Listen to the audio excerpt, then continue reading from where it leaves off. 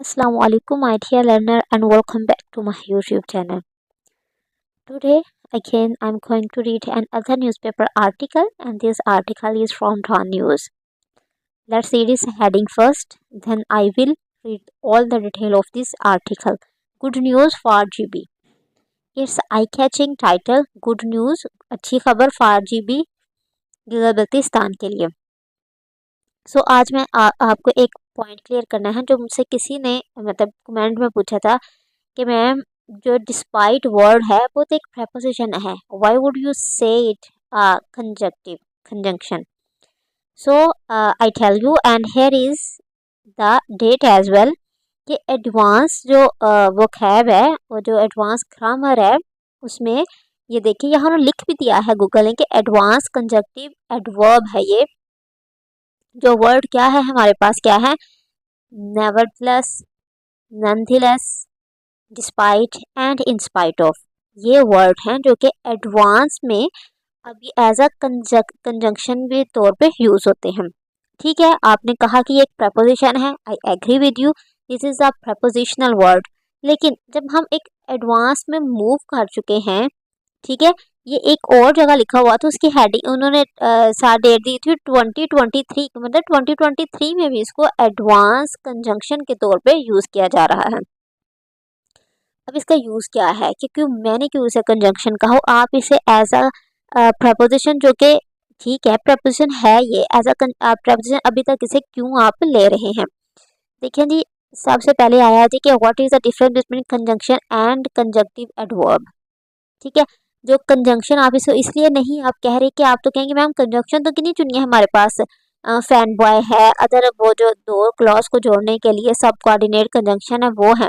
Unlike coordinate conjunction, ये coordinate conjunction से हम फैन बॉय के तौर पे हम इसे कहते हैं फैन बॉय, मतलब एफ से फॉर, ए से एंड और एन से नॉर बट. ठीक है जी, आगे उन्होंने ये भी एक्सप्लेन कर दिया है कि conjunctive adverb can not grammatically link to, कहता है ये ग्रामेटिकली दो जो क्लास है उनको लिंक तो नहीं करता, लेकिन इसके बजाय their main purpose is to transitioning and describing the relation between two class. कहता है कि ये दो क्लास के दरमियान जो रिलेशनशिप है उसको बताता है. ठीक है, they are use more to facilitate communication than for grammar. कहते हैं कि ये कम्युनिकेशन को फैसिलिटेट करता है कि हमारी कम्युनिकेशन में फ्लुएंसी लेके आता है, एक स्मूथनेस लेके आता है, बजाय इसके हम ग्रामेटिकली इसके बारे में सोचे. और ये देखिए इसकी डेट देखिए, ये 19 अप्रैल 2023 को ये इसकी डेफिनेशन बताई गई है डिस्पाइट की. अगर आप कह रहे हैं कि मैम आपने डिस्पाइट को कंजंक्शन क्यों कहा है, इस वजह से मैंने इसे कंजंक्शन कहा था.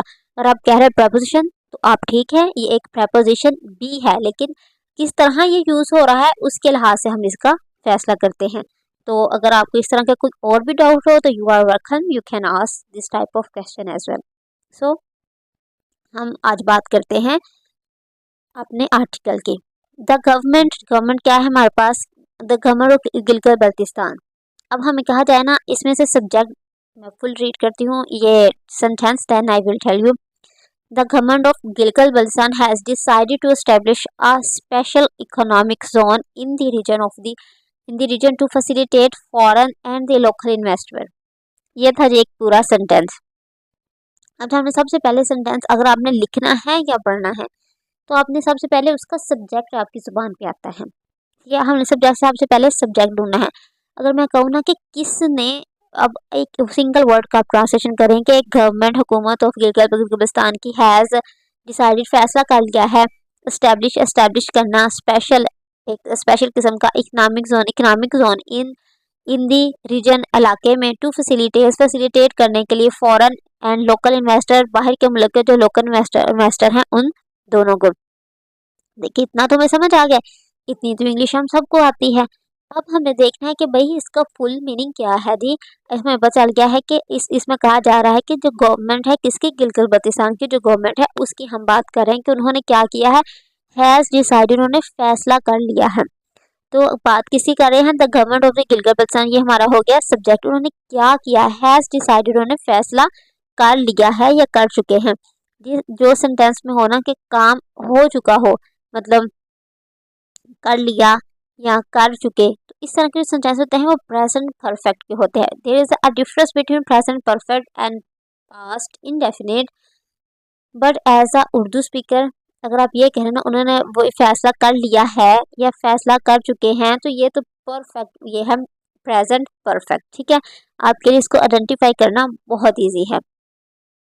लेकिन कभी मैं इन दोनों का डिफरेंस भी बता दूंगी कि पास्ट जो कि प्रेजेंट परफेक्ट है उसमें भी काम हो चुका होता है, पास्ट इंडेफिनिट में भी काम हो चुका होता है, लेकिन हम उसको आइडेंटिफाई कैसे करते हैं ये एक लॉन्ग डिबेट है भाई।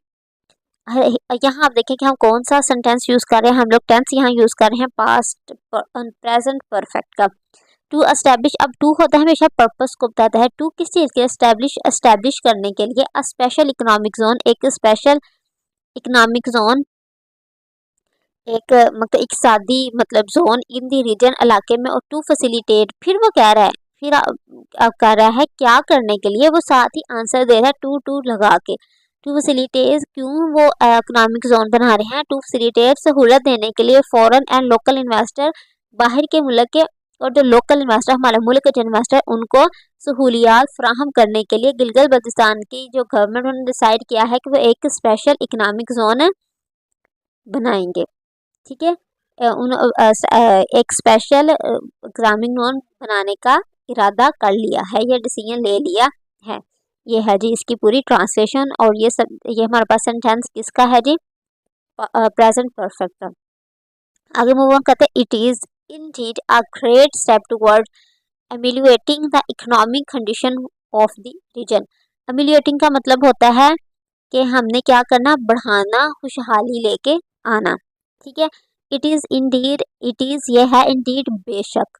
ठीक है, इंडीड का मतलब बेशक, अ ग्रेट बहुत बड़ा, स्टेप टुवर्ड जानिब, अमिलिएटिंग मतलब खुशहाली लाने के लिए या बढ़ाने के लिए, द इकोनॉमिक कंडीशन इकसादी हालत ऑफ द रीजन, जो इलाके की जो इकसादी हालत है ना उसको बढ़ाने के लिए, उसमें खुशहाली लाने के लिए, बिला शोबा, इंडीड बिला शोबा, ये एक बहुत अहम कदम है। ठीक है, अब ये देखें कि मैम ये कौन सा टेंस है, तो इसको भी डिस्कस कर लेते हैं। अ ग्रेट स्टेप एक टुवर्ड्स, ठीक है, towards ameliorating the economic region of the economic condition of the. अब सबसे पहले हम अगर किसी को हमने सेंटेंस को हमने पहचाना है ये कौन सा सेंटेंस, सबसे पहले हम क्या करते हैं, हाँ उसमें हेल्पिंग वर्ब और वर्ब ढूंढते हैं। ठीक है, अब यहाँ देखिए इसमें आपको ये क्या है, आप इसमें से हेल्पिंग वर्ब ढूंढे, इसमें एक ही हेल्पिंग वर्ब यूज हुआ वो है इज। ठीक है, अब इज जो है वो क्या कर रहा है यहाँ, इट, ये मतलब ये जो स्टेप है इसकी बात उसने इट लगा के उन्हें एक्सप्लेन कर दिया। बात क्लियर हो गई कि सब्जेक्ट इसका इट है, किस चीज़ के लिए, जो गवर्नमेंट ने डिसीजन लिया है उसको, सारे डिसीजन को हमने इट का वर्ड यूज करके दोबारा से यूज कर लिया है इंडीड बिलाशुबा अ ग्रेट स्टेप टुवर्ड्स जानिब बढ़ाने के लिए economic condition of the region. तो ये हमारे पास क्या है, प्रेजेंट इंडेफिनिट। आपको पता है इस आ रहे हैं वाज वर्ड किसके लिए यूज हो रहे हैं, ये बताते हैं हमें प्रेजेंट के स्टेट ऑफ बीइंग को। स्टेट ऑफ बीइंग यहाँ ये कैसे है थी, आप कहेंगे मैम आईएनजी के फॉर्म पे यूज हो रही है यहाँ, तो इसको मैं क्लियर करती हूँ आपके सामने कि भाई ये क्या है। इट इज ये है, ठीक है, ये है मतलब उसने ये नहीं कहा कि ये काम कर रहे हैं, ये काम किया जा रहा है, नहीं वो कह रहे हैं ये है, ये जो ये डिसीजन लिया उन्होंने ये है, क्या है ये डिसीजन क्या है, हमने इससे व्हाट का क्वेश्चन पूछा तो वो हमें कह रहा है अ ग्रेट स्टेप टुवर्ड्स, एक बड़ा कदम।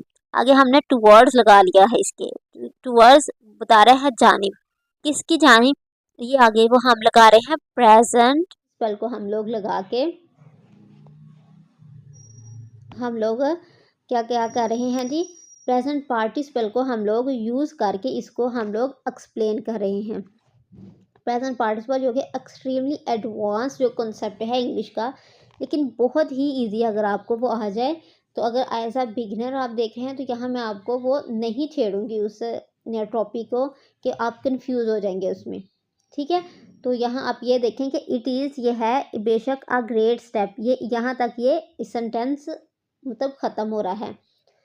टूवर्ड्स जानिब, अब इसको एक्सप्लेन कर रहा है इस स्टेप को कि किसकी जानिब एक अहम कदम है बढ़ाने के लिए economic condition of the reason.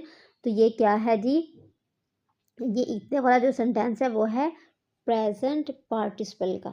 ठीक है, जो प्रेजेंट पार्टिसिपल होता है उसमें क्या होता है, हम is are am was word नहीं लगाते हम लोग, उसमें हम लोग वर्ब के साथ जस्ट आईएनजी फॉर्म लगा देते, और यहाँ भी ऐसा ही हुआ है। ठीक है, अब आप सोचते होंगे ये इज जो है अमिलिएटिंग का है, नहीं, जो इज है वो यहाँ ख़त्म है, अमिलिएटिंग जो नेक्स्ट है वो हमें प्रेजेंट पार्टिसिपल के बारे में बता रहा है, क्योंकि हमारा जो सेंटेंस है वो भी प्रेजेंट का ही है। यहाँ प्रेजेंट स्टेट ऑफ बीइंग है, यहाँ प्रेजेंट पार्टिसिपल का वर्ड यूज़ हुआ है। आई होप कि आपको समझ आ गया होगा। The land required for building has been allotted by the government. कहते हैं जो लैंड रिक्वायर्ड, जिसकी ज़रूरत थी बिल्डिंग के लिए, हैज़ बीन। ठीक है, द लैंड रिक्वायर्ड ज़रूरी थी फॉर बिल्डिंग के लिए, हैज़ बीन अलॉटेड कहते हैं वो अलॉट कर ली गई है बाय द गवर्नमेंट की तरफ से। And further development is likely to start soon. कहते हैं जो फर्दर डेवलपमेंट है इसमें कि वो इज़ लाइकली, ऐसा महसूस हो रहा है कि वो जल्द ही शुरू हो जाएगी। The government will also start one window operation to facilitate investor in the Gilgit Baltistan. वो कह रहे हैं तो जो गवर्नमेंट है ना वो स्टार्ट करेगी वन विंडो ऑपरेशन, एक विंडो टू फैसिलिटेट करने के लिए इन्वेस्टमेंट को इन द गिलगित बल्तिस्तान के। मतलब वन विंडो एक मतलब गवर्नमेंट का एक क्या होता है, ये एक स्टेप होता है कि जहां आपको तमाम फैसिलिटीज़ मिल जाती है, तमाम इंफॉर्मेशन मिल जाती है किसी भी अदारे में जो होता है उस अदारे के बारे में। आगे देखें जी, दिस विल बी ये होगा great as the natural resources of the region are still untapped. Will be होगा, ठीक है, जहाँ आपने कहना है ये होगा, मतलब क्या कहें, ये अच्छा दिन होगा, this will be a good day. ठीक है, जहाँ भी आपने कहना होगा ना होगा, वहाँ विल के साथ आपने बील गाना है भाई। ये एक सिंपल सी बहुत अच्छी सी टिप है। दिस विल बी ये होगा ग्रेट एक आला एज द नेचुरल, जैसे कि नेचुरल रिसोर्सेज जो है ऑफ द रीजन इलाके के आर स्टिल अनटैप्ड। अनटैप्ड का मतलब होता है कि उनको इस्तेमाल ही नहीं किया गया, गैर इस्तेमाल, क्योंकि उसके जो रिसोर्सेज हैं उसके अंदर वो अभी तक अनटैप्ड हैं, इस्तेमाल शुदा नहीं है। ये एक अच्छा कदम होगा, वहाँ इन्वेस्टमेंट आएगी और लोग उसके जो रिसोर्सेज हैं उनको मुख्तलिफ किस्म से इस्तेमाल करेंगे। People will be able to invest in many other sector as well. कहते हैं इसके अलावा पीपल विल बी होंगे, मैंने कहा ना होगा या होंगे के लिए विल बी का वर्ड यूज़ करेंगे, तो people will be able to invest in many other sector as well. कहते हैं दूसरे सेक्टर में भी लोग क्या होंगे, अहल होंगे ये इन्वेस्टमेंट करने के लिए, such as tourism, agriculture and business. Agriculture में, टूरिज्म और बिजनेस में। This will be a win win situation for both the investor and the local population. कह रहे हैं विन विन सिचुएशन का मतलब बहुत है दोनों साइडों में जीतना। एक हमेशा होते हैं कि हार और जीत होती है, कहते हैं ये हार और जीत नहीं होगी, एक्सप्लेन कर दिया विन विन का वर्ड लिख के कि this will be a win win situation for the both investor and the local population. कहते हैं इन्वेस्टमेंट के लिए और लोकल पॉपुलेशन के लिए भी ये एक खुशहाली का सबब बनेगा। The youth will get more job opportunity. अब यूथ के लिए भी बहुत ज़्यादा जॉब अपॉर्चुनिटीज़ होगी। ठीक है जी, ये था आज का आर्टिकल। आई होप कि आपको बहुत मज़ा आएगा इसको सुनने में भी। मेरी कोशिश होती है कि बहुत मतलब स्मूथली आपको एक्सप्लेन कर दूँ कि किस तरह एडवांस वर्ड और ग्रामर जो है वो यूज़ की जाती है, और आपने इन बातों को समझना है, समझें भी और सीखें भी। तो if you like this video please like and subscribe.